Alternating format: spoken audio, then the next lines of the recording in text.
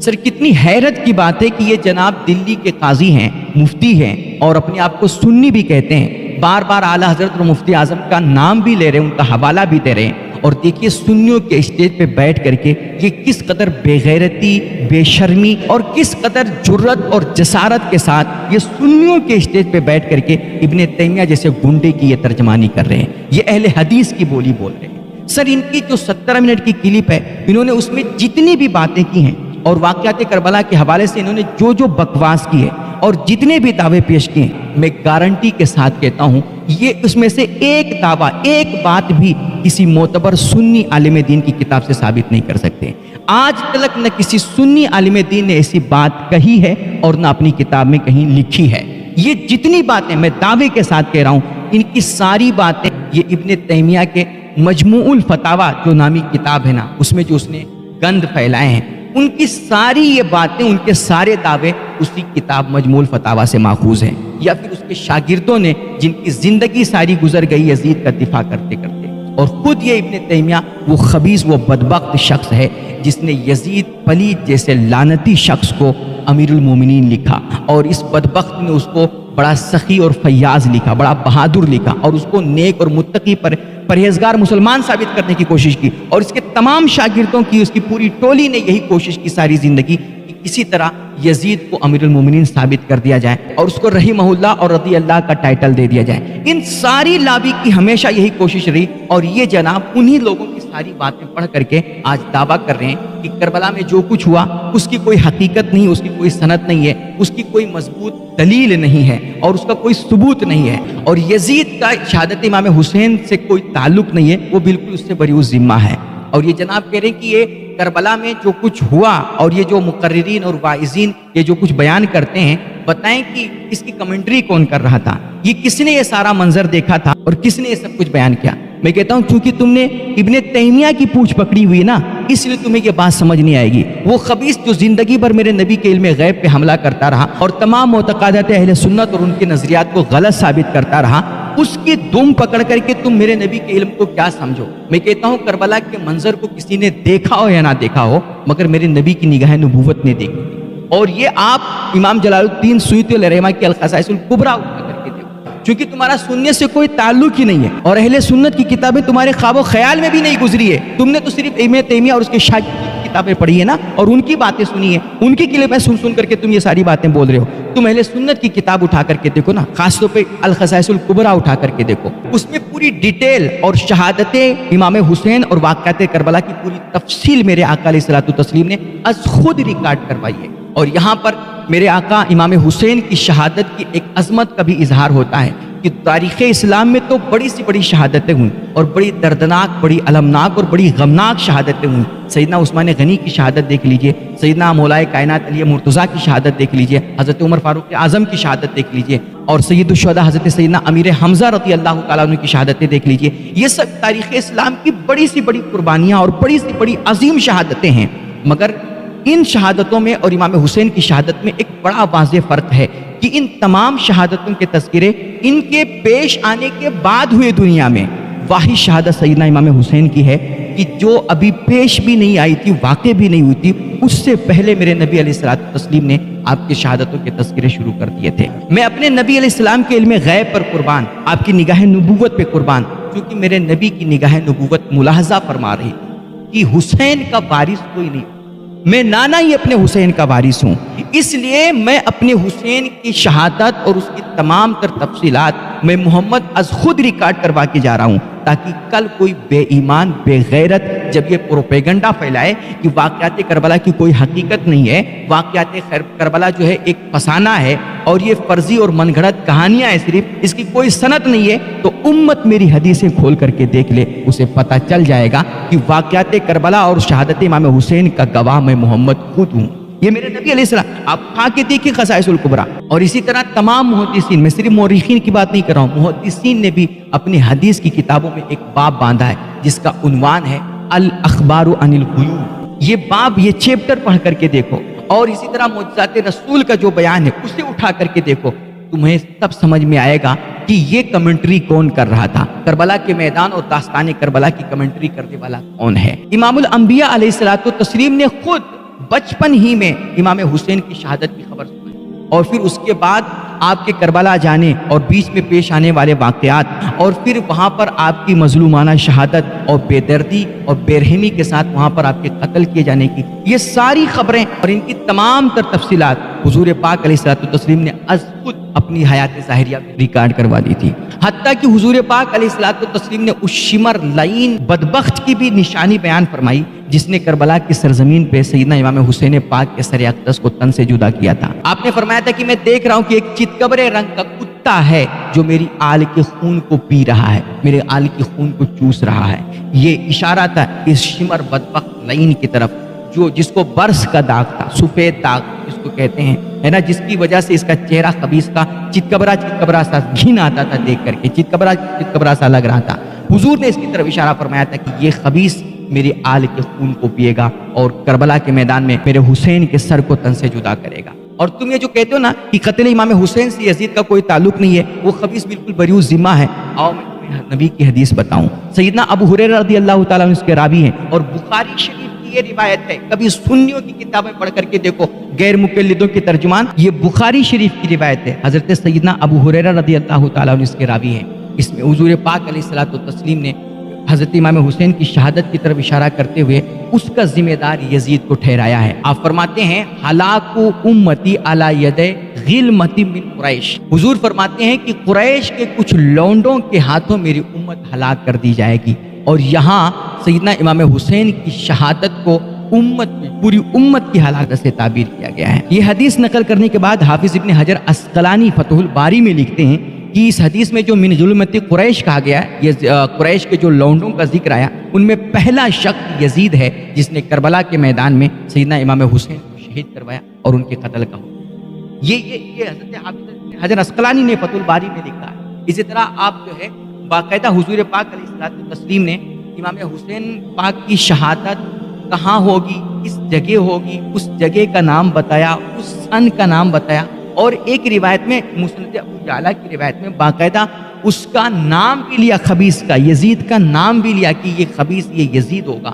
جو میرے حسین کے قتل کا ذمہ دار ہوگا۔ باقاعدہ آپ مسند ابو یعلا کی روایت ہے، اس میں حضور پاک نے فرمایا کہ میری امت عدل اور انصاف پر قائم رہے گی، حق پر قائم رہے گی۔ پھر اس میں قریش کا ایک لونڈا آئے گا جو رخنہ اندازی کرے گا، یقال لہ یزید، اور اس کا نام یزید ہوگا۔ یہ باقاعدہ امام حسین کی شہادت کی طرف اشارہ فرماتے ہوئے حضور پاک نے اس خبیث کا نام لیا ہے کہ اس کا نام یزید ہوگا جو یہ رخنہ اندازی کرے گا، جو یہ فتنہ و فساد برپا کرے گا۔ اور یہ جناب چلے ہیں یزید کو تحفظ دینے، اس کو کلین چٹ دینے، اور کہتے ہیں کہ اس کے شہادت امام حسین کے پیچھے اس خبیث کا کوئی ہاتھ ہی نہیں تھا۔ حضرت امام جلال الدین سیوطی علیہ رحمہ کو پڑھیے،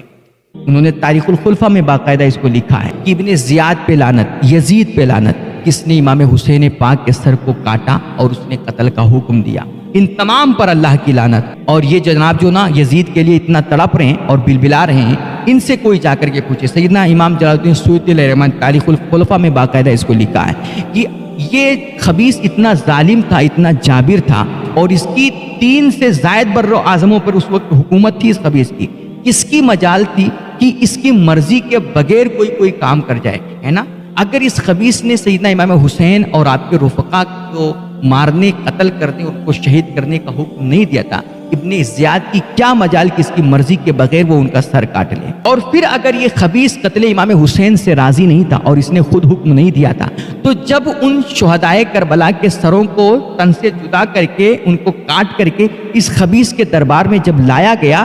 تو اس کو جب پتا چلا تو اس نے ابن زیاد کو برطرف کیوں نہیں کیا، اس کو اس کے عہدے سے معزول کیوں نہیں کیا، اس کو سزا کیوں نہیں دی؟ یہ ساری باتیں اس بات پہ دال ہیں کہ اس خبیث نے خود سیدنا امام حسین کو شہید کرنے اور ان کے تمام رفقا کے قتل کا خود اس نے حکم دیا تھا۔ اور یہ تو کہتے ہیں نا کہ اس کو تو قتل امام حسین پر بڑا افسوس ہوا تھا، بڑا غم ہوا تھا۔ یہ باقاعدہ امام جلال الدین سیوطی علیہ رحمہ نے بڑی صراحت کے ساتھ تاریخ الخلفاء میں اس کو لکھا ہے کہ جب شہدائے کربلا کے سروں کو کاٹ کر کے اس خبیث کے دربار میں لایا گیا تو اس خبیث نے اس پر خوشی کا اظہار کیا اور اس نے جشن منایا۔ پھر جب بعض جو دوسرے مسلمان تھے، جب انہوں نے غم و غصے کا اظہار کیا اور اس پر لعنت و ملامت کرنا شروع کیا اور اس کے خلاف احتجاج کرنا شروع کیا نا، تب اس بدبخت نے دکھانے کے لیے ایکٹنگ کرتے ہوئے اس نے افسوس کا اظہار کیا اور معاذ اللہ کہنے لگا کہ ہمیں حسین کی شہادت پہ بڑا افسوس ہے۔ یہ جناب چلے اس یزید پلید، اس خبیث لعین جہنمی کتے کو کلین چٹ دے رہے ہیں، جس کو ہمارے علماء اہل سنت نے کھلم کھلا فاسق و فاجر لکھا، حتیٰ کہ اس کے کفر تک کا فتویٰ دیا۔ اور جو لوگ ان علماء اکابرین اہل سنت کے دور میں یزید کا دفاع کرتے تھے، انہوں نے باقاعدہ یزید ہی کے رد میں نہیں بلکہ ان دفاع کرنے والوں کے بھی رد میں زبردست کتابیں لکھی، مکمل رسالے انہوں نے لکھے۔ آپ علامہ ابو الفرج ابن جوزی کو دیکھ لیجیے، انہوں نے باقاعدہ ایک مکمل رسالہ لکھا جو یزید کا دفاع کرنے والے تھے۔ آج ان کی یہ اولاد پیدا ہوئی ہے جو اپنے آپ کو دلی کا قاضی کہتی ہے اور سنی کہتی ہے، اور سنیوں کے اسٹیج پہ بیٹھ کر کے ابن تیمیہ جیسے گنڈوں کی باتیں بول رہی ہے۔ آج یہ پیدا ہوئے ہیں یزید کا دفاع کرنے والے۔ یہ کہتے ہیں کہ کربلا کے میدان میں تو نہ پانی بند ہوا تھا، اور نہ یہ جو تم سارے واقعات بیان کرتے ہو کہ وہ کرب و بلا کی زمین تھی اور جو ہے وہ مصیبت اور آفتوں کی زمین تھی، اس کی کوئی حقیقت نہیں ہے۔ میں کہتا ہوں یہی کہ تم نے اہل سنت کی کتابیں کبھی اٹھا کر کے دیکھی نہیں، تمہارے خواب و خیال میں وہ کتابیں نہیں گزری ہیں۔ امام ابن طبری کو پڑھیے، امام احمد بن حنبل نے فضائل الصحابہ میں یہ بات لکھی ہے، اور امام آجوری نے لکھی ہے۔ یہ ان تمام علماء بڑے بڑے اکابرین اہل سنت نے وہ جو روایت ہے حضرت ام سلمہ والی، جس میں حضور پاک نے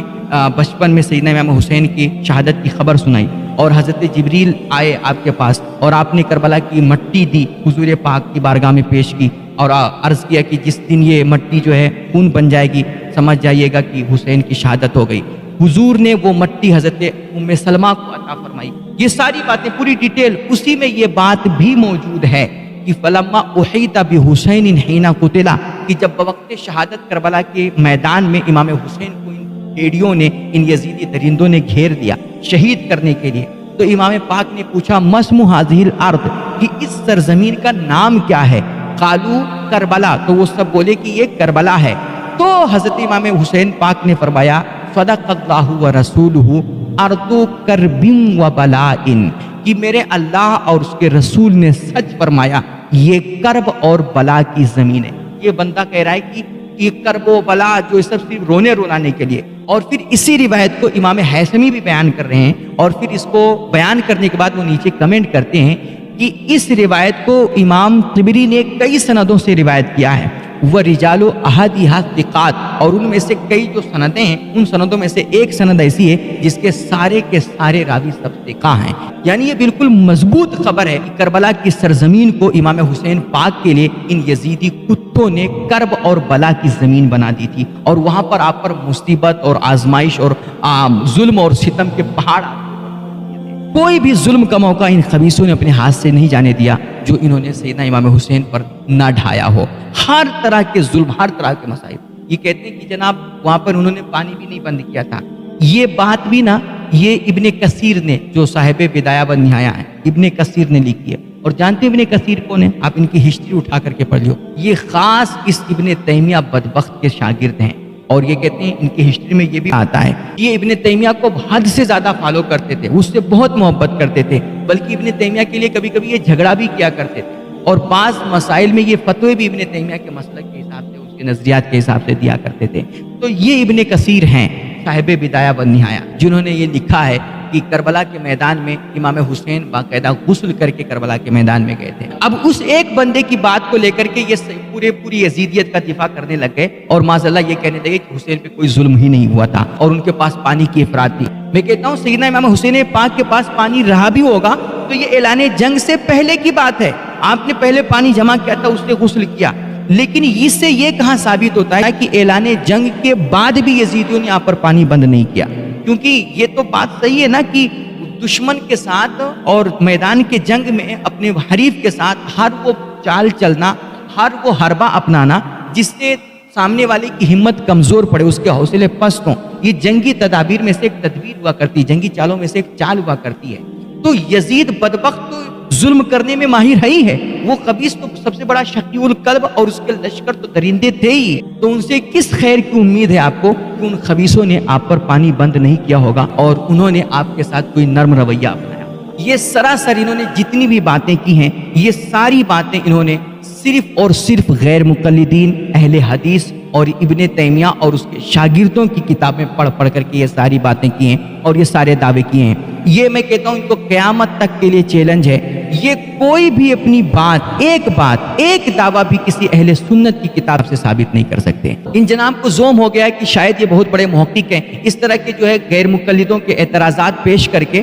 اور اپنے آپ کو بہت محقق ثابت کر لیں گے۔ میں کہتا ہوں ان کی اگر ذرہ برابر بھی کوئی علمی حیثیت ہے اور ذرہ برابر بھی ان کے اندر اللہ رسول کا خوف ہے اور تھوڑی سی بھی شرم و حیا اگر ان کے اندر ہے نا، یہ ایک دفعہ مجھ سے بات کر لیں، 5 منٹ کے اندر ان کی ساری تحقیق اور صلاحیت کا بھوت نہ اتر جائے تو پھر میرا نام نہیں۔ میں کسی پر کوئی ذاتی کمنٹ نہیں کرنا چاہتا، مگر میں نے ان کے جذبات دیکھے، وہ گہرات اور وہ درد یزید کے تحفظ کے لیے اور یزید کو بچانے کی وہ جو ان کے اندر بھیا جوش بھرا پڑا ہوا ہے، لا حول ولا قوت الا باللہ۔ دیکھو نا کہ ان کی رگیں پھولی جا رہی ہیں اور ان کی سانس بند ہوتی جا رہی ہے، زبان سوکھتی جا رہی ہے، اور میں کہہ رہا ہوں کہ ان کے ساتھ بیٹھے ہوئے وہ چند جو مولوی ہیں نا، وہ بھی کتنے ظالم ہیں۔ یہ بندہ گلا پھاڑتا جا رہا ہے اور اس کی زبان سوکھتی جا رہی ہے، اس کی آواز تک نہیں نکل رہی ہے برابر، بولتا ہے جھوٹ جھوٹ اور نکل رہا ہے چھوت چھوت، اس طرح کے الفاظ اس کے منہ سے ادا ہو رہے ہیں۔ اور کتنے ظالم وہ لوگ ہیں نا، یہ بندہ گلا پھاڑتا جا رہا ہے اور کوئی اس کو ایک گھونٹ پانی بھی نہیں دے رہا ہے۔ اصل میں ان کا گستاخانے اہل بیت اور مبغضین اہل بیت کا، اور جو یزید کے دامن میں جا کر کے پناہ لینا چاہتے ہیں نا، ان کا انجام یہی ہوتا ہے۔ اللہ ہمیں ان تمام چیزوں سے محفوظ رکھے اور ایسے فتین اور شریر مولویوں کی شرارتوں اور ان کے فتنوں سے اللہ پوری امت مسلمہ کو بچائے۔